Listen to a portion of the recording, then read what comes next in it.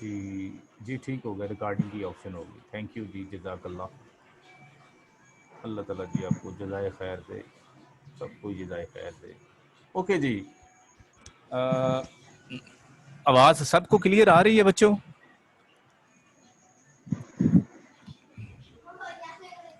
जी sir, clear आ रही। Okay जी, फिर now we are going to start.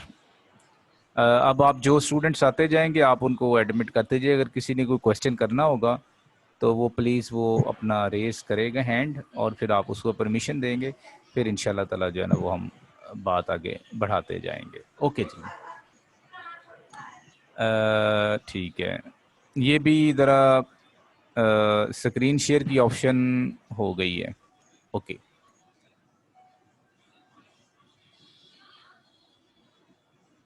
Ji, share हो गई स्क्रीन बच्चों?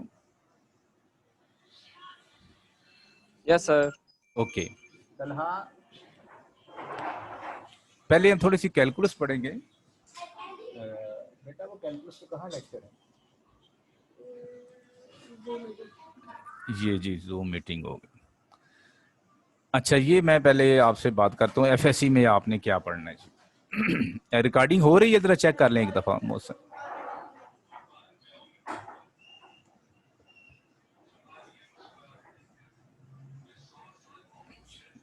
जी हो रही है रिकॉर्डिंग बच्चों? Yes sir. ओके जी, एफएससी में एक बड़ी ही इम्पॉर्टेंट चीज़ है, ये मैंने आपको पेज भेज दी है, बड़ी जल्दी में लिखा था। आपने इसको मेमोराइज करना है। ये एक आध नंबर का वो लाजमी तौर पे पूछेंगे। आपको कुछ डोमेन और रेंज जो है ना वो ज़बानी याद, इसके ऊपर मैं एक डिटेल लेक्चर आपको दूंगा इंशाल्लाह ताला कि ये कैसे आई हैं, क्या मामला था। फिलहाल आप ये ज़हन में रखें कि साइन एक्स एक डोमेन जो है वो रियल नंबर्स हैं और रेंज इसकी ये सारी बातें आपको पता होनी चाहिए। जो मैंने समरी लिखी है ना वो ये आपने याद रखनी है। ये दिस वन कि डोमेन जो है साइन एक्स और कॉज एक्स की सेम होती है और वो आर होती है। टेंजेंट एक्स और सीकेंट एक्स की बी डोमेन होती है और वो ये होती है, वो सारा आपको पता है, और सेम होती है। कोसेकेंट और कोटेंजेंट एक्स की ये डोमेन होती है, ये भी आपको पता ही है।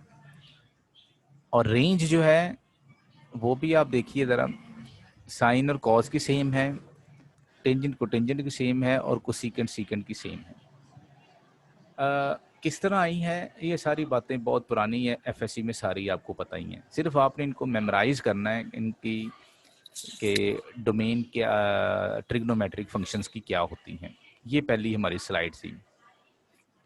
दूसरी स्लाइड मैंने बड़ी आपको तफसीलन बता दी थी कि why we need calculus. BSc में हम कैलकुलस स्टार्ट कर रहे हैं। ये सारी बात हो चुकी है। जो न्यू कमर्स हैं वो हमने यूट्यूब पे वो सारी चीज़ें रख दी हुई हैं, लास्ट लेक्चर, वो वहाँ से भी जाके इसको देख सकते हैं। अब हम नेक्स्ट चलते हैं जी। सारी बातें मैंने कही थी लास्ट टाइम कि we have the two major branches of calculus, one is the differential calculus and one is the integral calculus. Differential calculus में होता है हाउ फार समथिंग चेंज। ये भी एमसीक्यूज पूछ सकते हैं कि डिफरेंशिएशन का मतलब क्या है और इंटीग्रेशन का मतलब क्या है। तो ये आपको पता होनी चाहिए कि जो डिफरेंशिएशन है उसका मतलब ये है कि कौन सी चीज़, कितनी चीज़ से चीज़ें चेंज हो रही हैं, और इंटीग्रेशन का मतलब होता है कितनी चीज़ से चीज़ें इकट्ठी हो रही हैं। ये भी सारी डिस्कशन हमारे से हो चुकी है जी। ये बड़ी इंपॉर्टेंट डिस्कशन है। You know y is equal to function of x है। एक्स आपका इंडिपेंडेंट वेरिएबल होता है, वाई आपका डिपेंडेंट वेरिएबल होता है। इसी तरह आपको पता है, मैंने लास्ट लेक्चर में बताया था कि जो स्केयर है एरिया, उसका डिपेंड करेगा उसकी लेंथ के ऊपर। जितनी लेंथ आप छोटी बड़ी करते जाएंगे उतना जो है वो एरिया के ऊपर फ़र्क होता जाएगा। फिर हमने ये बात की थी कि what is the definition of function. Function की बड़ी तफसीलन डिस्कशन आपसे हुई थी कि कोई कार्टियन प्रोडक्ट होती है, उसका ये सबसेट होगा। और दूसरी बात यह, डोमेन का कोई भी एलिमेंट लेंगे हर सूरत में उसका इमेज भी आपके पास मौजूद होगा। फिर ये बताया था कि ऐसा नहीं हो सकता कि ए के दो इमेज बी और सी हो जाए, इमेज आपका यूनिक होगा। अगर आपको ये डेफिनेशन पसंद नहीं है तो आपको वो दूसरी जो डेफिनेशन है सिंपल वाली, वो आपको लाजमी तौर पे याद होनी चाहिए। फिर समरी मैंने बताई थी कि अगर आपके पास एक सेट है, उसकी कार्डिनलिटी m है। What do you mean by cardinality? Cardinality से मुराद ये होता है कि उसमें अगर m एलिमेंट्स हैं और दूसरा एक सेट है b, उसमें n एलिमेंट है। अगर आपसे पूछे जी इसमें नंबर ऑफ सबसेट्स क्या होंगे ए में, तो ये 2 पावर m होगी। इसमें रिलेशंस कितने बनते हैं वो ये होंगे। इसमें ऑर्डर पेयर कितने हैं वो ये होंगे। इनमें फंक्शंस ये अक्सर पूछ लेते हैं जी, ए में अगर 5 एलिमेंट है, बी में अगर 10 एलिमेंट है, तो नंबर ऑफ फंक्शन कितने बनेंगे, तो उसका formula n to the power m। ये n है और ये m है, इसकी पावर ये कर दे रही है। इसी तरह अगर 1 फंक्शन होंगे, अगर तो पहले सेट में एलिमेंट्स कम होंगे, दूसरे में ज़्यादा होंगे, तो वो फंक्शन जो है वो 1 नहीं होता। और अगर यहाँ ये ए में एलिमेंट इक्वल होंगे या ज़्यादा होंगे, तो उसके लिए NPM ये फार्मूला होता है। ये सारी बातें हैं, मैं अज्यूम ये कर रहा हूँ कि ये सारी बातें आपको पता होनी चाहिए, इसलिए मैं इसके ऊपर डिस्कशन नहीं कर रहा। अगर आप में से किसी को कोई कन्फ्यूजन हो तो वो मुझे बताए, मैं उसको एक्सप्लेन भी कर दूँगा। कितने ऑन टू फंक्शन होते हैं, ये वेरी वेरी इंपॉर्टेंट है। ये जो फार्मूला है ऑन टू फंक्शन कितने हैं, ये भी आपको याद होने चाहिए। ये फार्मूला आपके सामने लिखा हुआ है।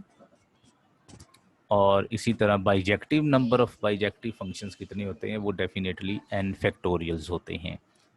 नंबर ऑफ रिलेशंस का फार्मूला भी आपके सामने लिखा हुआ है। Go to the next slide. ये मैंने ऑन टू फंक्शंस को दोबारा लिखा है।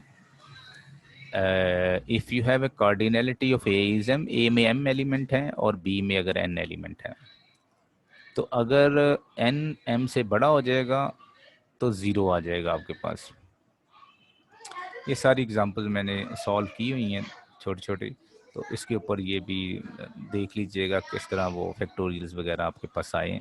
कोई कन्फ्यूजन होगी तो फिर इसको हम इंशाल्लाह ताला डिस्कस कर लेंगे, लेकिन आई होप कि इनमें होनी नहीं चाहिए जी।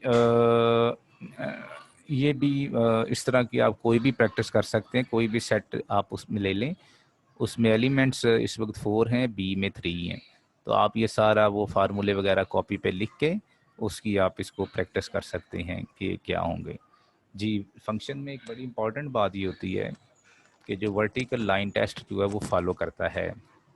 अब ये देखिए, अगर ये फंक्शन है, ये अगर मैं ग्राफ के बनाया है मैंने, this is the circle, this is the closed curve. अगर इसको वर्टिकली कट करता हूँ तो ये 1-2 पॉइंट्स पे कट कर रहा है, इसका मतलब ये है कि ये ग्राफ जो है वो फंक्शन नहीं है।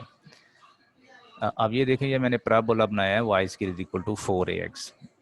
4ax तो नहीं कहना चाहिए, थोड़ा सा वर्टेक्स जो है वो रीजन से हट गया, लेकिन इसको भी देखें, ये भी आपके पास फंक्शन नहीं है क्योंकि वर्टिकल कट यहाँ से भी होता है। अच्छा जी, उसके बाद है 1 फंक्शन को किस तरह हम पहचानते हैं। 1 फंक्शन के लिए यू यूज़ हॉरिजेंटल टेस्ट। ये वर्टिकल टेस्ट है। ये देखें, अगर मैंने ये एक y is equal to x ही मुझे लग रही है, ये मैंने एक लाइन बनाई है, आप इसको हॉरिजेंटली कट करें। ये देखें, हॉरिजेंटली हम इसको कट कर रहे हैं, तो सिर्फ और सिर्फ एक पॉइंट यहाँ से या यहाँ से कट कर रही है, इसका मतलब है ये आपका फंक्शन है। हॉरिजेंटली फंक्शन, हॉरिजेंटली टेस्ट लग गया तो इसका मतलब है कि ये आपका 1 फंक्शन है। वैसे भी बहुत सारे मेथड हैं 1 को चेक करने के, आपने बेशुमार ग्रुप थ्योरी में पढ़े हैं, होमोमॉर्फिज्म वगैरह में, तो वहाँ से उसकी बजाय अगर ये ग्राफ आपके जहन में हो तो अच्छी तरह हमें समझ आती है जी। All the principal trigonometric functions are bijective. Principal trigonometric functions कौन से होते हैं, जिनकी डोमेन जो है उसको रिस्ट्रिक्ट कर दें, क्योंकि वैसे कोई भी ट्रिग्नोमेट्रिक फंक्शन जो है वो ज़िंदगी में बाइजेक्टिव नहीं होता, ये याद रखिएगा, ठीक है। वो बाइजेक्टिव इसीलिए ही नहीं होती। साइन एक्स को भी आप देखेंगे ना, बार बार आप जैसे ही उसके ऊपर वो हॉरिजेंटल टेस्ट लगाएंगे तो वो नहीं, उसको नहीं फॉलो करता जी। ये देखिए ज़रा, ये बड़ी चीज़ आपको समझने वाली है। आई होप कि आप को ये काफ़ी सारी बातें पता होंगी। ये फंक्शन है वो 2 तरह का होता है, एक इनटू होता है, एक ऑन टू होता है। इनटू में होता है आपकी रेंज जो है वो कोडोमेन से कम होती है, और अगर दोनों सेम हों तो वो आपकी, मैं यहाँ से अगर थोड़ा सा बताना चाहूँ।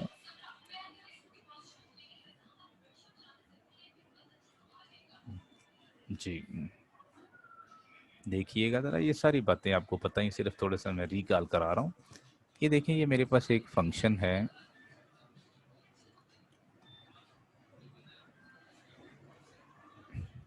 Look at this. ये मैंने लिया एक सेट ए और ये आपके पास बी, ये एक फंक्शन है। ये फंक्शन से बड़ी बड़ी ज़बरदस्त बातें हैं, यहाँ से ही सारी आपकी सीक्वेंसेस का आगाज़ होता है। अब देखिए मसलन के तौर पे मैं लिखता हूँ 1 2 और ये 3 4, मैं सिर्फ मिसाल दे रहा हूँ समझाने के लिए। हम ना ये कहते हैं कि ये यहाँ पे मैच हुआ है, 5 जो है वो आपका पास ऐसा एलिमेंट है जिसका कोई इमेज नहीं है। तो कुछ बच्चों को ये भी प्रॉब्लम होती है कि what is the domain and what is the codomain. ये भी मैं आपको थोड़ा सा समझा दूं, बल्कि सारा पता ही है आप लोगों को।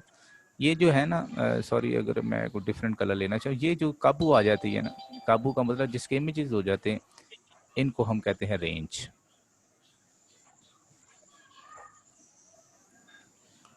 और जो पूरा सेट होता है ना, this is called the codomain. ये देख जी, कोई क्वेश्चन करना, क्वेश्चन करेंगे आप? कोई कुछ है क्वेश्चन आपके पास? ओके तो इस वक्त देखिए, ये जो रेंज है ना, वो इसकी कोडोमेन की सबसेट है। तो ये जो फंक्शन है इस वक्त, ये जो आपको नज़र आ रहा है, वो इस कैटेगरी को फॉलो कर रहा है, इनटू को, क्योंकि इसकी रेंज जो है वो कोडोमेन की सबसेट। अब इसमें फर्दर दो कैटेगरीज है, या तो ये मैनी टू वन है या ये 1 to 1 है।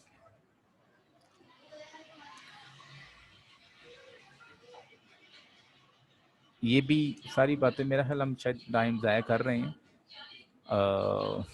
अगर कहते हैं तो डिस्कशन कर लेते हैं, नहीं तो मेरा ख्याल हमें आगे जाना चाहिए। इसी तरह ये ऑन टू फंक्शन है, उसमें भी दो बातें हैं, उसमें रेंज और कोडोमेन जो है वो आपस में इक्वल होगी। इसको भी कैटेगराइज किया जा सकता है दो फॉर्म्स में। ये सारा मैंने लिख दिया नीचे आपको।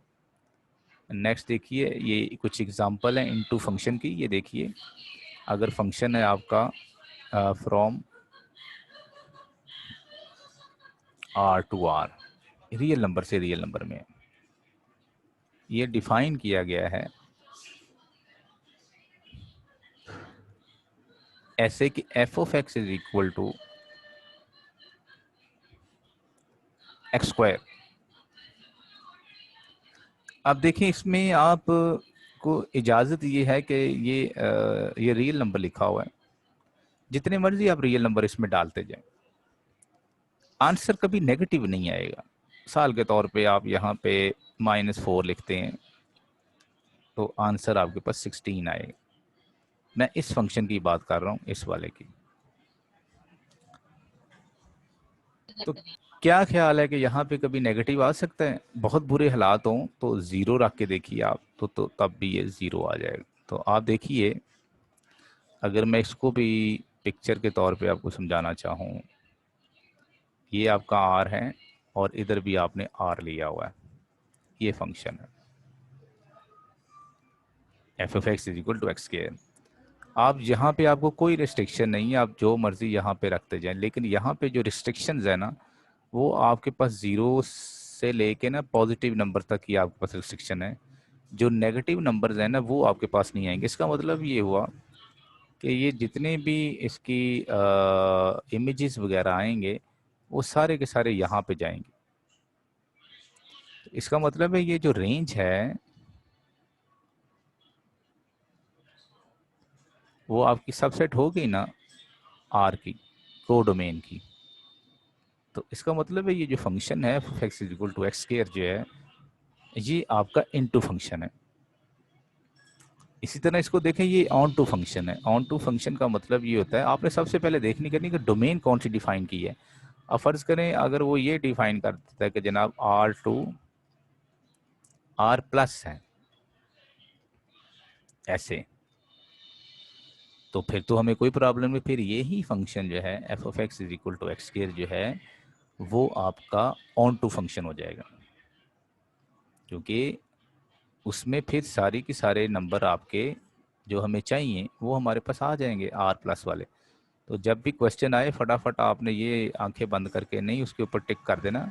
आपने सबसे पहले जो इम्पॉर्टेंट चीज़ है वो ये है कि आप उसकी डोमेन को देखें, उसकी डोमेन और रेंज को, कोडोमेन को देखिए। इसी तरह ये और बातें लिखी हुई हैं, इसको भी आप देखिएगा। आई होप कि आपको समझिए कांस्टेंट फंक्शन है तो सिंगल एलिमेंट इसकी रेंज है, ज़ाहिरी बात है जो भी यहाँ पे रखेंगे वो वही चीज़ आनी है। ये भी आप देख लीजिएगा, मेरा नहीं ख्याल कि इसमें भी कोई प्रॉब्लम है। ये पेज भी पढ़ने की ज़रूरत नहीं है। ये हम थोड़ा सा डिस्कस करते हैं कि जो फंक्शंस होते हैं ना वो बड़े हमें ना हमारे लिए बड़ी हेल्प करते हैं, फौरी तौर पे हमें पता चल जाता है। मिसाल के तौर पे ये देखिएगा, फंक्शन इवन जो होता है ना वो सिमेट्रिक होता है with respect to y axis. मिसाल के तौर पे अगर मैं इसको भी पेंट पे आपको समझाना चाहूँ,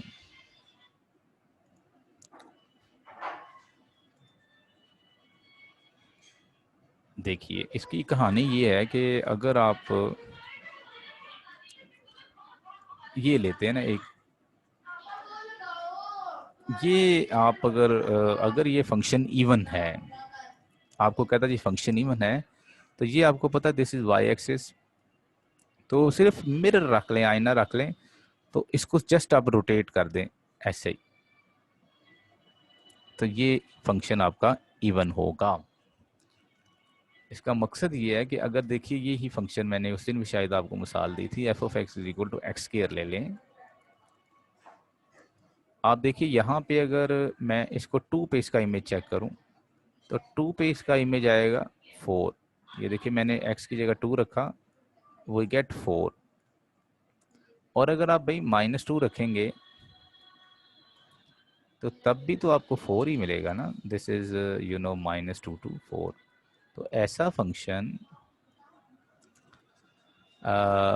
आपका कहलाता है इवन फंक्शन, जो ये कंडीशन आपकी सेटिस्फाई करें। दो बच्चे ये वाली कंडीशन लिख लेते हैं, ये कंडीशन कोई इतनी ज़्यादा स्ट्रांग नहीं है। ये स्ट्रांग है कि डोमेन में से एलिमेंट लेने हैं, हर एलिमेंट के लिए -x आपका मौजूद होना चाहिए। अगर ये इस तरह लिख लें तब भी ये यही बात मैं समझाना चाह रहा हूँ कि दो XY ले लेंगे तो उसके लिए आपके पास -XY आपके पास मौजूद होगा। देखिए ये सारी एग्जांपल लिखी हुई हैं। अच्छा अब ये एक और भी देख लें, अगर मैं ये फंक्शन लेता हूँ f of x equal to x square plus 1, और मैं उसकी जो डोमेन है ना उसको मैं कर देता हूँ रिस्ट्रिक्ट, छोटी कर देता हूँ। मैं कहता हूँ कि सिर्फ और सिर्फ मैंने पॉजिटिव नंबर लेने हैं या ज़ीरो से बड़े लेने हैं, तो फिर ये तो बात ठीक नहीं है ना। इसके लिए हर नंबर के लिए मुझे -x लेना है, तो -x तो नहीं आएगा, इसका मतलब है ये भी नहीं है। तो ये भी आपने जहन में रखना है, इसकी जो डोमेन है ना उसको बड़ा गौर करना है। ये नहीं है कि जनाब वो आपको कहे जी जनाब ये फंक्शन इवन होता है, आप फटाफट उसको इवन ऑड करके तो लगाएं तो वो फिर काम ख़राब हो जाना। आपने उसकी डोमेन को ज़रूर स्टडी करना है। इसी तरह ये कॉज एक्स है, ये भी आप देख लीजिएगा। हम नेक्स्ट स्लाइड पे चलते हैं जी। ये भी इतनी कोई ख़ास बात नहीं है जी। ये मैं आपसे डिस्कस कर रहा था लास्ट टाइम जी, पोलिनोमियल फंक्शंस हैं। बल्कि इससे पहले ना ये अगर मैं इसको, हाँ जी, ये देखिए फंक्शंस को हम अगर दो हिस्सों में डिवाइड करें, one is algebraic and transcendental. तमाम trigonometric, inverse trigonometric function logarithm, exponential और हाइपरबोलिक वाले ट्रांसीडेंटल फंक्शंस होते हैं। और ये अलजेब्राइक ऐसे होते हैं कि जिनको प्लस माइनस मल्टीप्लाई या सम हाउ डिवाइड भी कर सके। इसमें सबसे पहली कैटेगरी जो है वो पॉलिनोमियल है, दूसरी रेशनल है और तीसरी रूट वाले हैं। तो पॉलिनोमियल में फर्दर 4 काइंड्स हैं: zero polynomial, non zero polynomial, linear और क्वाड्रेटिक पॉलिनोमियल। जी, तो अब हम चलते हैं जी आगे। जी, ये आपके सामने पॉलिनोमियल फंक्शन होता है, ये सारा आपको पता है किस तरह लिखा हुआ है।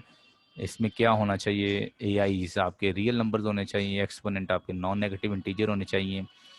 जो मैंने बातें समझानी है वो ये हैं। हमेशा याद रखें, कभी भी कोई भी पॉलिनोमियल फंक्शन आए तो उसकी डोमेन जो है वो R होती है, ये याद रखनी है।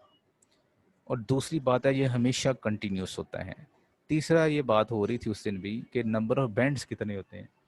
ये बैंड्स उतने ही होंगे जितना आपके पास डिग्री होगी ना किसी भी पॉलिनोमियल की, उससे एक कम जो है ना वो बैंड होंगे, या ज़्यादा से ज़्यादा एट मोस्ट।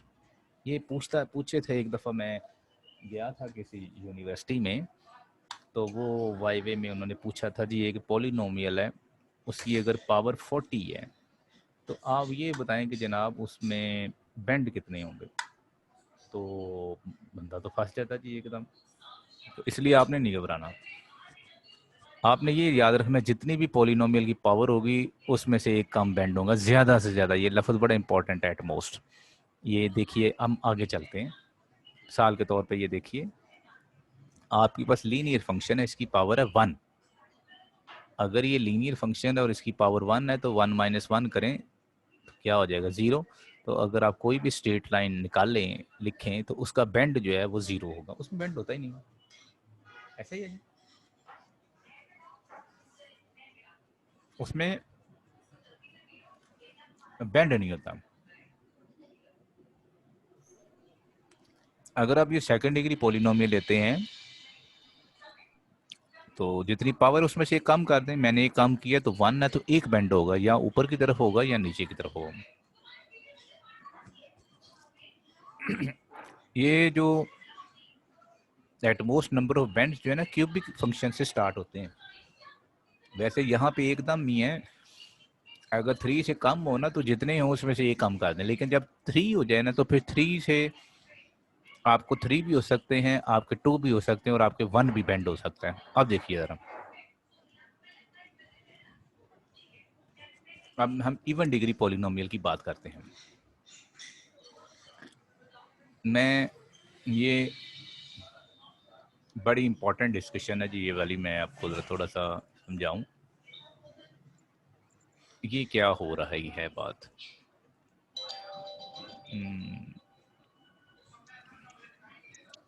यहाँ से मेरा ख्याल हमें मिल जाएगा थोड़ा सी जगह। थैंक यू जी। ओके, इवन डिग्री पॉलिनोमियल्स क्या होते हैं, इसकी डोमेन जो है ना, ये देखिए, जो भी इवन डिग्री पॉलिनोमियल होता है ना, उसकी शक्ल हमेशा इस तरह की होगी, ऐसे होगी, ऐसे होगी, ऐसे होगी, ऐसे होगी, जैसे मर्जी होगी, या कहीं कहीं कहीं कहीं कहीं ऐसी होगी। तो ये हमेशा याद रख लें, जब भी कोई इवन डिग्री पॉलिनोमियल होगा, both end points of the graph of an even function will always go in the same direction। यानी कि इसके जो एंड पॉइंट होंगे ना, वो हमेशा एक ही डायरेक्शन में होंगे, या दोनों ऊपर होंगे या दोनों उनके एरोज जो है वो नीचे होंगे। इसकी क्या वजह है,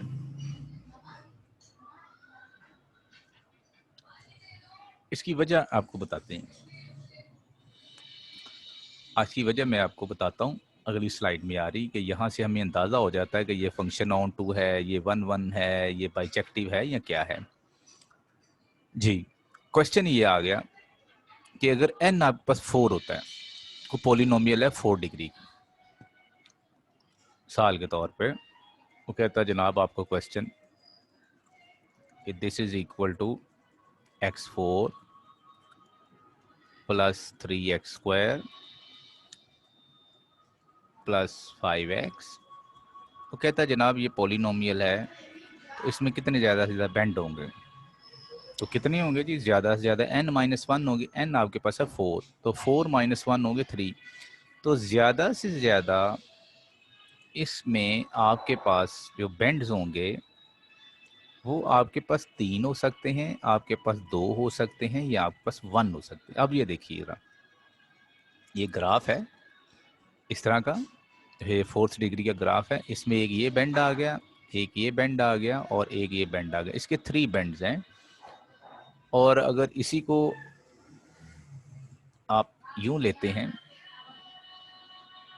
ये ग्राफ है और ये देखें यहाँ पे एक बैंड है।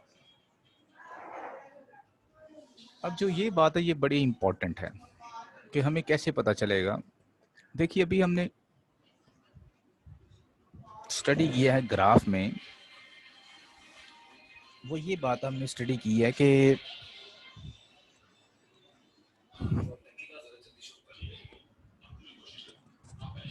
ये बात हमने स्टडी की है कि इसका जो ग्राफ होता है ना वो अपवर्ड डायरेक्शन में होता है। वो क्या मतलब अपवर्ड डायरेक्शन में? देखिए हमेशा रेंज आपको पता ही है वो माइनस इन्फिनिटी से इन्फिनिटी होती है रियल नंबर की, अगर पूरी हम लें तो ये देखना ज़रा।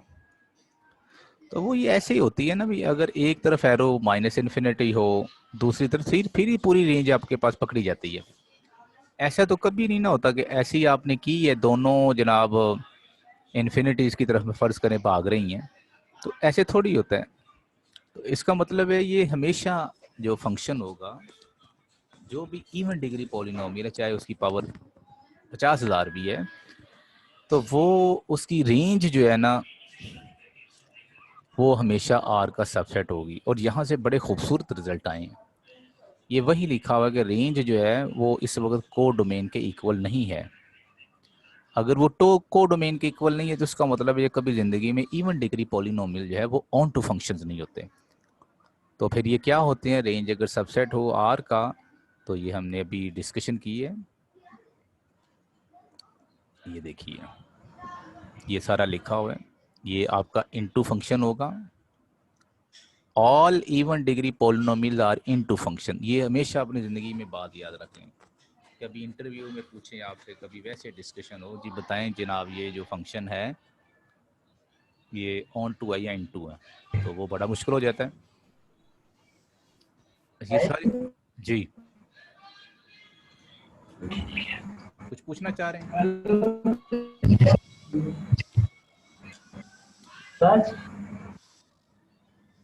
जी पूछें, मुझे आवाज़ नहीं आ रही आप।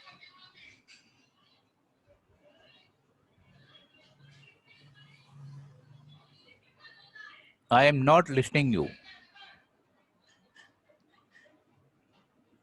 ओके, इसी तरह देखें ये सारी आपने चीज़ें पढ़ लेनी है, ये मैंने सारी तफसील से लिख दी हैं। इस तरह ये प्रॉपर्टीज़ हैं ऑड फंक्शंस की। ऑड फंक्शंस हमेशा जो है ना वो नेगेटिव इन्फिनिटी से इन्फिनिटी, इनकी शक्ल इस तरह की होती हैं, इसकी डोमेन वही होती है, इसके बैंड्स यही होते हैं, ये रेंज और को डोमेन आपस में इक्वल होती है इनकी हमेशा ऑड डिग्री की। आपसे कोई फंक्शन लिखता था जी F of x is equal to X to power 71 + 1, तो आपने घबराना नहीं, आपने फौरी तौर पे देखना जनाब ये तो चूंकि ऑड है तो रेंज और को डोमेन आपस में इक्वल होगी, तो ये ऑन टू का। ये सारी तफसील मैंने लिख दी है। मैं थोड़ा जल्दी इसलिए कर रहा हूँ कि टाइम ना मीटिंग का ख़त्म होने वाला है। ये कांस्टेंट फंक्शंस हैं, ये भी सारा आप देख लीजिए, तो मेरा नहीं ख्याल कि इसमें कोई आपको कन्फ्यूजन होगी। तो यहाँ से मैं फिर स्टार्ट करूँगा अगर हमारी मीटिंग जो है वो ख़त्म हो जाती है, तो बल्कि होने वाली है 1 आध मिनट तक। ये बहुत ज़्यादा अहम ग्राफ हैं, बेसिक ग्राफ, ये आपको पता होना चाहिए। Look at this is graph of the y is equal to x square. अगर इसमें से कुछ कांस्टेंट आप ऐड करते हैं ना, मतलब एक्स स्क्वायर प्लस 3 है, तो इसको 3 यूनिट्स आपने अप करना है। अगर माइनस होगा तो 1 यूनिट आपने डाउन कर देना है। और अगर होल में होगा तो ये प्लस है तो नेगेटिव की तरफ ले जाएं, अगर नेगेटिव है तो इसको प्लस की तरफ ले जाएं। और ये सारी चीज़ें जो है ना वो लिखी हुई हैं। और ये भी एक चीज़ है बड़ी इंटरेस्टिंग सी कि देखिए y is equal to x square का ग्राफ ये, अगर आप इसको बढ़ाते जाते हैं इसमें 2x स्क्वायर करेंगे और ये वाइड हो जाएगा, 3x स्क्वायर करेंगे तो और वाइड हो जाएगा इनके ग्राफ। लेकिन जैसे जैसे पावर आप कम करते जाते हैं, यहाँ पे 3 था इसका कांस्टेंट मल्टीपल, यहाँ पे 2 है तो यहाँ पे 1 है, तो वैसे वैसे ये ना तंग होना शुरू हो जाता है। तो अगली स्लाइड्स में फिर हम मेरा ख्याल है कि हम स्टार्ट करते हैं कि जी ये मैं आपको सुनाता हूँ कि what are the periods of the